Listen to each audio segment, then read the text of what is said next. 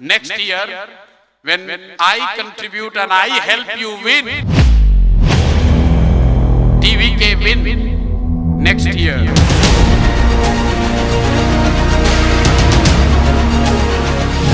ತಮಿಳುನಾಡು ಪಾಲಿಟಿಕ್ಸ್ಗೆ PK entry.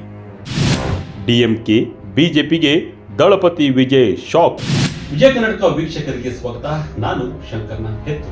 Tamil Nadu ವಿಧಾನಸಭಾ ಚುನಾವಣೆಗೆ ಇನ್ನು 14 ತಿಂಗಳು ಬಾಕಿ ಇದೆ. ಆದರೆ ಈಗಾಗಲೇ ದ್ರಾವಿಡರ ನೆಲದಲ್ಲಿ ಎಲೆಕ್ಷನ್ ಕಾವು ಜಾಸ್ತಿಯಾಗಿದೆ. ಈ ಹಿಂದಿನಂತೆ ಡಿಎಂಕೆ ಹಾಗೂ ಎಐಎಡಿಎಂಕೆಗೆ ಚುನಾವಣೆ ಈ ಬಾರಿ ಸುಲಭವಿಲ್ಲ. ಒಂದು ಕಡೆ ಬಿಜೆಪಿ ತನ್ನ ಬೆಂಬಲಿಗರ ಪಡೆಯನ್ನು ವಿಸ್ತರಿಸುತ್ತಿದ್ದರೆ, ಮತ್ತೊಂದು ಕಡೆ ತಮಿಳಿನ ಸ್ಟಾರ್ ನಟ ದಳಪತಿ ವಿಜಯ್ ಹೊಸ ಪಕ್ಷ ಕಟ್ಟಿ ರಾಜಕೀಯಕ್ಕೆ ಧುಮುಕಿದ್ದಾರೆ. ಆದರೆ ಈಗ ಚುನಾವಣಾ ಚಾಣಕ್ಯ ಪ್ರಶಾಂತ್ ಕಿಶೋರ್ ತಮಿಳುನಾಡಿನ ರಾಜಕೀಯಕ್ಕೆ ಎಂಟ್ರಿ ಕೊಟ್ಟಿರುವುದು ಭಾರಿ ಕುತೂಹಲ ಕೆರಳಿಸಿದೆ. ದಳಪತಿ ವಿಜಯ್ ತಮ್ಮ ಟೀಮ್ಗೆ ಪಿಕೆಯನ್ನು ಸೇರಿಸಿಕೊಂಡಿರುವುದು ವಿರೋಧಿ ಬಣಕ್ಕೆ ದೊಡ್ಡ ಶಾಕ್ ನೀಡಿದಂತಾಗಿದೆ. ಅದರಲ್ಲೂ ತಮಿಳುನಾಡು ಸಿಎಂ ಎಂಕೆ ಸ್ಟಾಲಿನ್ ನೇತೃತ್ವದ ಡಿಎಂಕೆ ವಿಚಲಿತವಾಗಿದೆ. ಹೌದು, 2026ರ ಏಪ್ರಿಲ್ ಮೇನಲ್ಲಿ ತಮಿಳುನಾಡು ವಿಧಾನಸಭಾ ಚುನಾವಣೆ ನಡೆಯಲಿದೆ. ಈ ಬಾರಿ ತಮಿಳಿನ ಸ್ಟಾರ್ ನಟ ದಳಪತಿ ವಿಜಯ್ ಹೊಸ ಪಕ್ಷ ಸ್ಥಾಪಿಸಿ ರಾಜಕೀಯಕ್ಕೆ ಧುಮುಕಿದ್ದಾರೆ. ಕಳೆದ ವರ್ಷ ಫೆಬ್ರವರಿ 2ರಂದು ದಳಪತಿ ವಿಜಯ್ ಅವರು ತಮಿಳಿಗ ವೆಟ್ರಿ ಕಳಗಂ ಎಂಬ ಪಕ್ಷವನ್ನು ಸ್ಥಾಪಿಸಿದ್ದರು. ಇದರ ಬೆನ್ನಲ್ಲೇ ಡಿಎಂಕೆ ಹಾಗೂ ಬಿಜೆಪಿ ವಿರುದ್ಧ ವಾಗ್ದಾಳಿ ನಡೆಸಿದ್ದ ವಿಜಯ್ ತಮಿಳುನಾಡಿನಲ್ಲಿ ಹೊಸ ಮನ್ವಂತರಕ್ಕೆ ನಾಂದಿ ಹಾಡುವ ತವಕದಲ್ಲಿದ್ದಾರೆ. ಏನಾದರೂ ಮಾಡಿ 2026ರ ಅಸೆಂಬ್ಲಿ ಚುನಾವಣೆಯಲ್ಲಿ ತಮಿಳುನಾಡಿನ ಚುಕ್ಕಾಣಿ ಹಿಡಿಯಬೇಕು ಎಂದುಕೊಂಡಿರುವ ವಿಜಯ್ ಸತತ ಪ್ರಯತ್ನ ಮಾಡುತ್ತಿದ್ದಾರೆ. ಅದರ ಭಾಗವಾಗಿಯೇ ಈಗ ಎಲೆಕ್ಷನ್ ಮಾಸ್ಟರ್ ಪ್ರಶಾಂತ್ ಕಿಶೋರ್ ಅವರನ್ನ ತಮ್ಮ ಟೀಮ್ಗೆ ಸೇರಿಸಿಕೊಂಡಿದ್ದಾರೆ.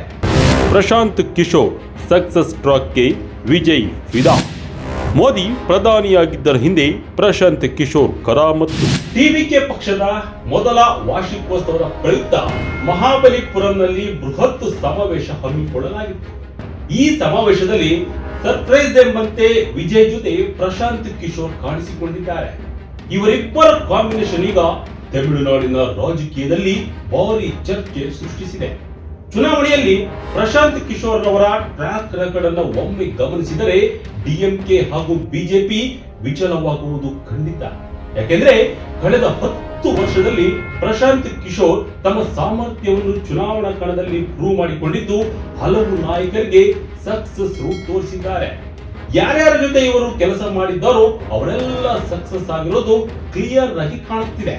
ಪಿಕೆ ಅಲಿಯಸ್ ಪ್ರಶಾಂತ್ ಕಿಶೋರ್ ಈ ಮೊದಲು ವಿಶ್ವಸಂಸ್ಥೆಯಲ್ಲಿ ಸಾರ್ವಜನಿಕ ಆರೋಗ್ಯ ತಜ್ಞರಾಗಿ ಕೆಲಸ ಮಾಡಿದ್ದರು. 2011ರಲ್ಲಿ ಆಗಿನ ಗುಜರಾತ್ ಸಿಎಂ ನರೇಂದ್ರ ಮೋದಿ ಅವರನ್ನು ಭೇಟಿಯಾಗುವ ಮೂಲಕ ಚುನಾವಣಾ ರಂಗಕ್ಕೆ ಪ್ರವೇಶಿಸಿದ್ದರು. 2014ರಲ್ಲಿ ಮೋದಿ ಬಿಜೆಪಿಯ ಪ್ರಧಾನಿ ಅಭ್ಯರ್ಥಿಯಾದಾಗ ಪ್ರಶಾಂತ್ ಕಿಶೋರ್ ಕೂಡ ಮುನ್ನೆಲೆಗೆ ಬಂದರು. ಮೋದಿ ಪ್ರಚಾರಕ್ಕಾಗಿ ಮಾಡಿದ ಐಡಿಯಾಗಳು ವಿಪಕ್ಷಗಳನ್ನು ಕೂಡ ಗಮನ ಸೆಳೆದಿದ್ದವು. ಅದರ ಬೆನ್ನಲ್ಲೇ ಎಲ್ಲಾ ಪಕ್ಷಗಳಿಗೂ ಪಿಕೆ ಬೇಕಾದರು. 2014ರ ಲೋಕಸಭಾ ಚುನಾವಣೆಯಲ್ಲಿ ಮೋದಿಯನ್ನು ಗೆಲ್ಲಿಸಿದ್ದು, 2015ರಲ್ಲಿ ಮಹಾಗಠಬಂಧನ್ ಗೆಲ್ಲಿಸಿಕೊಂಡು ಬಂದಿದ್ದು, 2017ರಲ್ಲಿ ಪಂಜಾಬ್ನಲ್ಲಿ ಅಮರಿಂದರ್ ಸಿಂಗ್ ಅನ್ನು ಗೆಲ್ಲಿಸಿದ್ದು, 2019ರಲ್ಲಿ ಜಗನ್ ಮೋಹನ್ ರೆಡ್ಡಿ ಅವರನ್ನ ಸಿಎಂ ಮಾಡುವಲ್ಲಿ ಪ್ರಶಾಂತ್ ಕಿಶೋರ್ ಪಾತ್ರ ಬಹಳ ದೊಡ್ಡದಿದೆ. ಅವರ ಸ್ಟ್ರಾಟಜಿಗಳು ಎಲೆಕ್ಷನ್ ಗ್ರೌಂಡ್ ನಲ್ಲಿ ಬಹಳ ಚೆನ್ನಾಗಿ ವರ್ಕೌಟ್ ಆಗಿವೆ. ಜನರನ್ನ ಗೆಲ್ಲೋದು ಪ್ರಶಾಂತ್ ಕಿಶೋರ್ಗೆ ಕರಗತ. ಚಾಯ್ ಪೇ ಚರ್ಚಾ ಹಿಂದಿನ ರೂವಾರಿ ಈ ಕಿಶೋರ್. ಪ್ರಶಾಂತ್ ಕಿಶೋರ್ ಅವರು Chai Pe Charcha for Modi, coffee with captain for Amarinder Singh, Didi Ke Bolo for Mamata Banerjee ಮತ್ತು ಆಗೆ ಬಡ್ತಾ ರಹೇ ಬಿಹಾರ್, ಫಿರ್ ಏಕ್ ಬಾರ್ ನಿತೀಶ್ ಕುಮಾರ್ ಎಂಬ ಯಶಸ್ವಿ ಅಭಿಯಾನಗಳನ್ನು ನಡೆಸಿದ್ದಾರೆ.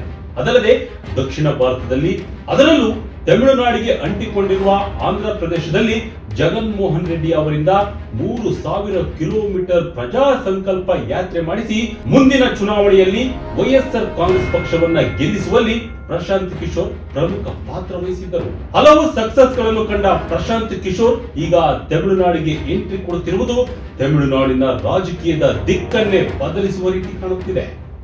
Vijay Prashant Kishor deadly combination. ಇಬ್ರು ಒಂದಾದ್ರೆ ತಮಿಳುನಾಡು ರಾಜಕೀಯ ಏನಾಗುತ್ತೆ? ದಳಪತಿ ವಿಜಯ್ ಹಾಗೂ ಪ್ರಶಾಂತ್ ಕಿಶೋರ್ ಒಂದಾದರೆ ಹೇಗೆ ತಮಿಳುನಾಡು ರಾಜಕೀಯ ಬದಲಾಗುತ್ತೆ ಎಂಬುದನ್ನ ಗಮನಿಸಬೇಕಾಗುತ್ತದೆ. ಈ ಇಬ್ಬರದ್ದು ಡೆಡ್ಲಿ ಕಾಂಬಿನೇಷನ್. ದಳಪತಿ ವಿಜಯ್ ತಮಿಳು ಚಿತ್ರರಂಗದ ಸ್ಟಾರ್ ನಟ. ಬಹಳಷ್ಟು ಅಭಿಮಾನಿಗಳನ್ನು ಹೊಂದಿದ್ದಾರೆ. ಅದು ಇಲ್ಲಿವರೆಗೂ ನಡೆದ ಟಿವಿಕೆ ಪಕ್ಷದ ಸಮಾವೇಶಗಳಲ್ಲಿ ಕಂಡು ಬಂದಿದೆ. ಕೇವಲ ಫ್ಯಾನ್ಸ್ ಇದ್ದರೆ ಅದು ವೋಟ್ ಆಗಿ ಕನ್ವರ್ಟ್ ಆಗಲ್ಲ ಎಂಬುದು ಕೂಡ ವಿಜಯ್ಗೆ ಗೊತ್ತಿದೆ. ಕಮಲ್ ಹಾಸನ್ ಪಕ್ಷ ಸ್ಥಾಪನೆ ಮಾಡಿ ಫ್ಲಾಪ್ ಆಗಿರುವುದನ್ನ ವಿಜಯ್ ನೋಡಿದ್ದಾರೆ. ಈ ಹಿನ್ನೆಲೆ ಜನ ಬೆಂಬಲವನ್ನು ಮತಗಳನ್ನಾಗಿ ಪರಿವರ್ತಿಸಲು ಪ್ರಶಾಂತ್ ಕಿಶೋರ್ ಅವರ ನೆರವನ್ನು ಪಡೆಯುತ್ತಿದ್ದಾರೆ. ಮತಗಳ ಜೋಳಿಗೆಗೆ ಕೈ ಹಾಕುವುದನ್ನು ಪಿಕೆ ಕರಗತ ಮಾಡಿಕೊಂಡಿರುವುದರಿಂದ ವಿಜಯ್ಗೆ ಖಂಡಿತ ಹೆಲ್ಪ್ ಆಗಲಿದೆ ಎಂದು ಹೇಳಲಾಗುತ್ತಿದೆ. ಹೊಸ ಅಭಿಯಾನಗಳ ಮೂಲಕ ವಿಜಯ್ ಜನರನ್ನ ತಲುಪಲು ಪ್ರಶಾಂತ್ ಕಿಶೋರ್ ಅವರು ವರ್ಕ್ ಮಾಡಲಿದ್ದು ಚುನಾವಣೆಯ ರೋಚಕತೆಯನ್ನ ಹೆಚ್ಚಿಸಲಿದ್ದಾರೆ. ತಮಿಳುನಾಡಿನಲ್ಲಿ ಇಷ್ಟು ದಿನ ಡಿಎಂಕೆ ಹಾಗೂ ಎಐಎಡಿಎಂಕೆ ನಡುವೆ ಫೈಟ್ ನಡೆಯುತ್ತಿತ್ತು. ಆದರೆ ಈಗ ಪರಿಸ್ಥಿತಿ ಬದಲಾಗಿದೆ. ತಮಿಳುನಾಡಿನಲ್ಲಿ ಸದ್ಯ ಡಿಎಂಕೆ ಅಧಿಕಾರದಲ್ಲಿದ್ದು ಎಂಕೆ ಸ್ಟಾಲಿನ್ ಸಿಎಂ ಆಗಿದ್ದಾರೆ.